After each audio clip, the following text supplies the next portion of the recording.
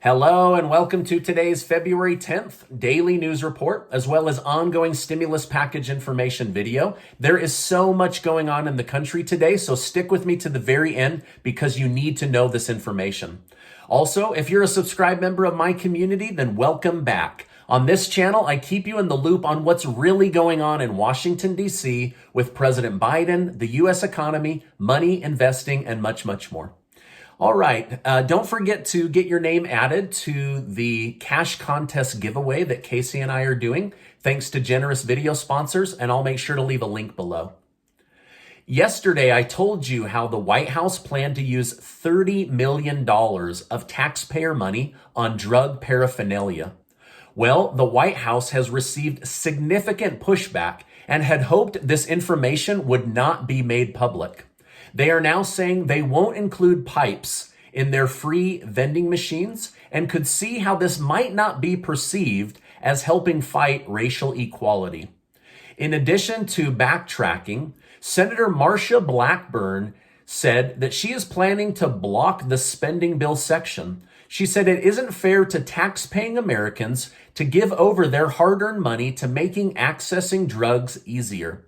This money should be used to stop the flow of drugs coming into the country on the southern border.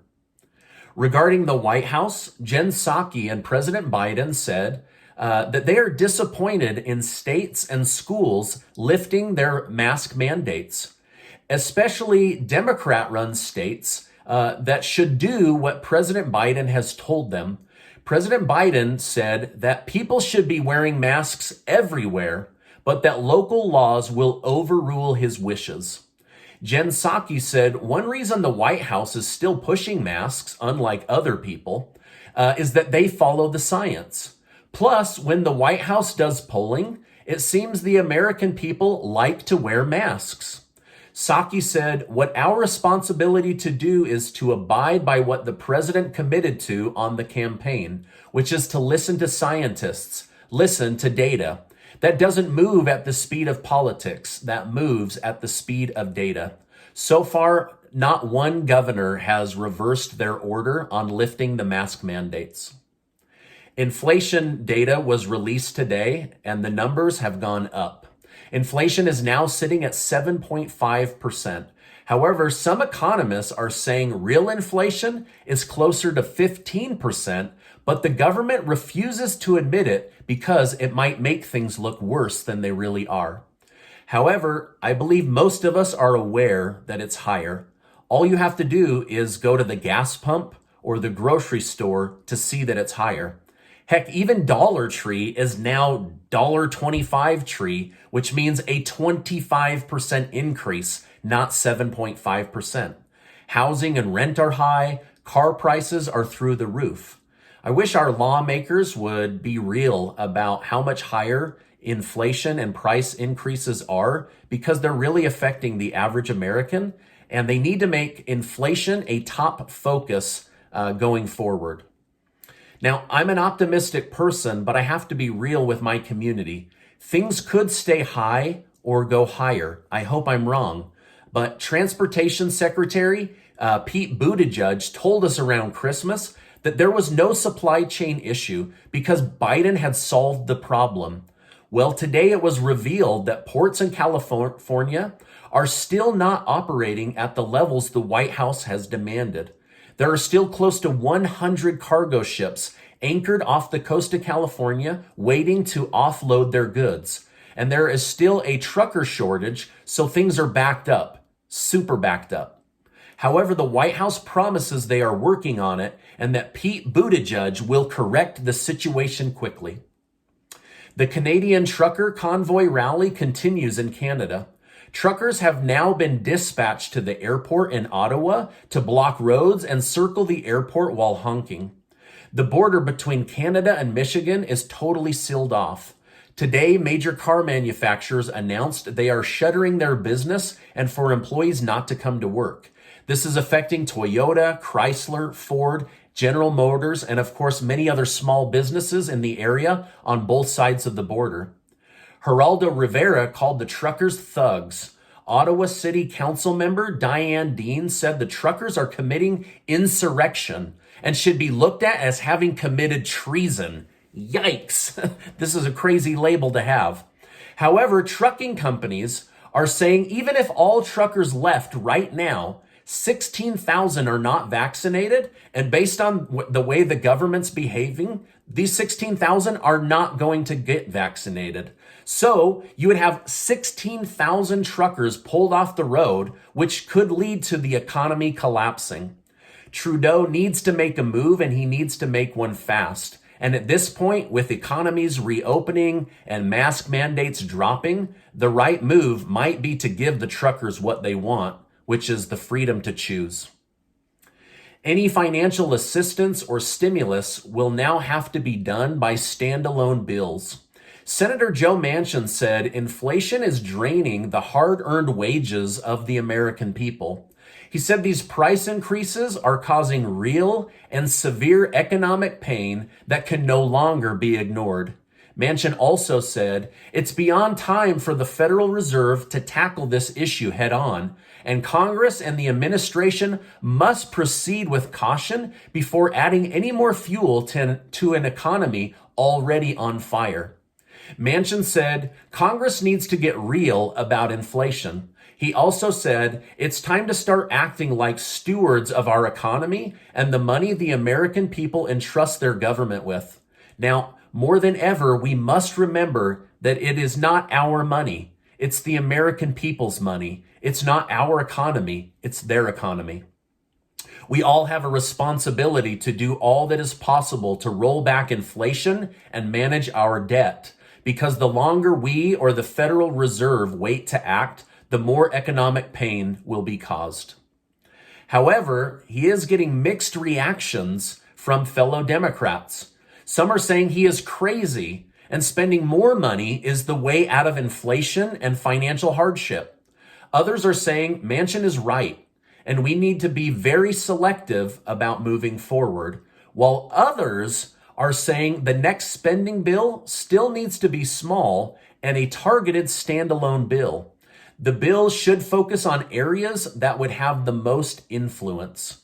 So the next stimulus package will likely be standalone bills that are targeted based on reports from the lawmakers, right? So, maybe income caps, or we're going to drop this program and heavily focus on this program, or we need to get money to this group of people, but this group of people, they're doing just fine.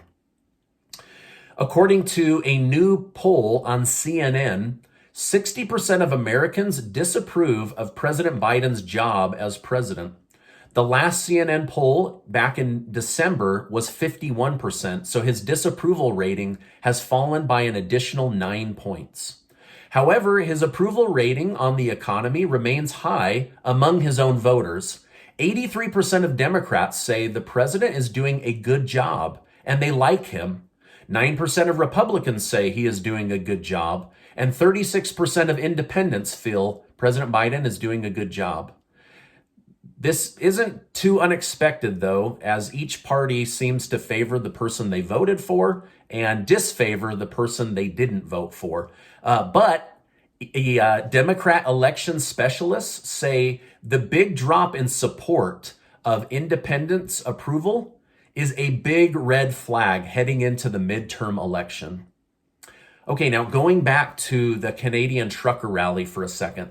The White House is asking social media websites to help them control Americans' desire to see a trucker rally here in the United States. The White House said they are worried about truckers coming to Washington, D.C., trying to shut down the Super Bowl or Biden's State of the Union address.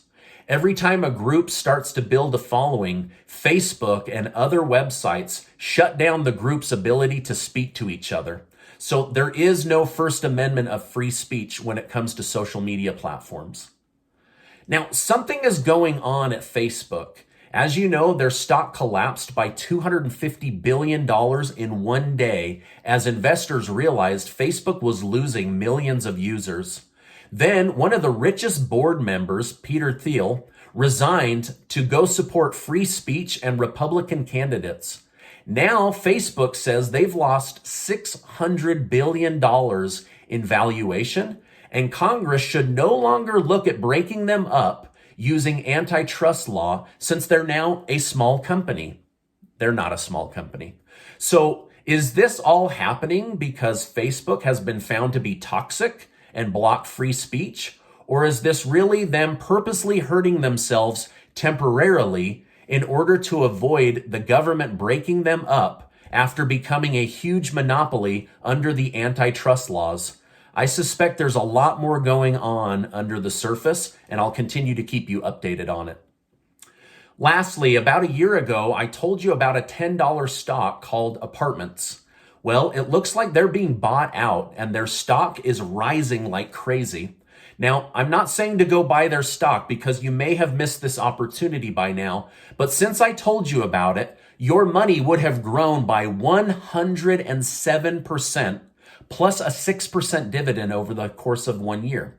Not every stock I have shared with you has done this, but many have. And could in the future, right? Like I could not have foreseen that Apartments was going to blow up like this in a good way. So the stocks I tell you about are not day trade stocks. They're stocks to buy and hold for the long term. Now you have to buy them and hold, kind of like the mining stocks that I've told you about, right? The real jump in value will come when they hit a big payload in the dirt, or if they get bought out like we're seeing with Apartment stock. These are buy and hold opportunities. And again, they will shoot up when they have good news or they get bought out. Now, when it comes to stock investing, they say time in the market is more important than timing the market. It's so hard to time the stock market. It could be up one day and down the next. And I've done this a few times and been rewarded. And I've also done it a few times and missed out on significant gains. So I felt the joy and the pain of trying to time the market. However, only invest money that you don't need in the short term. You should be a long-term thinker if you're going to be an investor. So there is a real chance of a recession happening this year. So again, just be cautious with the money that you're putting into the stock market because if the White House and the Federal Reserve don't get this inflation stuff under control, we could end up in a recession. And of course, I'll be here to keep you guys in the loop day by day on what's going on in the U.S. economy and with the president and Federal Reserve, things like that.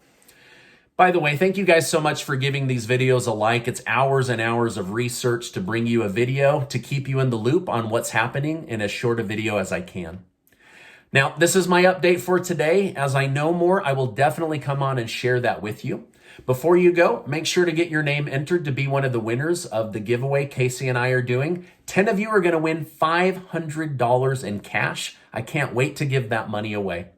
Now, before you go, I just want to remind you that you are amazing. I appreciate you being in my community, and I'll see you on the next video.